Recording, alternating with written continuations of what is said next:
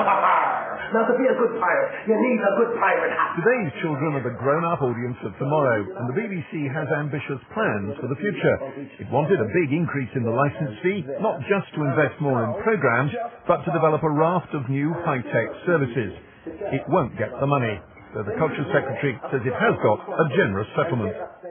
This, Mr. Speaker, will enable the BBC to deliver its new public purposes which we set out in the new Charter. And as digital technology transforms the media world, it will enable the BBC to take a leading role in making the most of it. So what does it mean viewers and listeners will actually be paying? Well, the licence fee currently stands at £131.50. Increases announced today will take that to a maximum of £151.50 by 2013. What the BBC asked for would have taken it to almost £180. The BBC reckons it'll have £2 billion less to spend than it wanted over the next 6 years. Rivals say the BBC should be pleased with a settlement in line with inflation when they're struggling with a fall in advertising.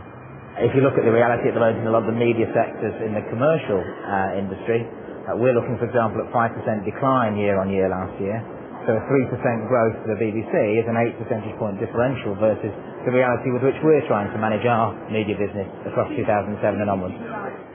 The BBC's Director General and his colleagues face some tough choices. Which of the BBC's plans to scrap or modify? Moving many staff from London to a new site in Salford will go ahead because it makes sense in economic terms.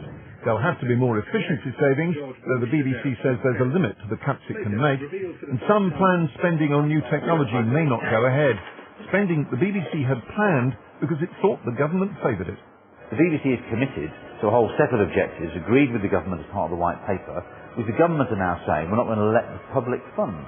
And it's not only sort of unfair, but it is making it hard for the BBC in ways that are almost punitive, I think. But the new BBC Trust has yet to accept one part of the new deal.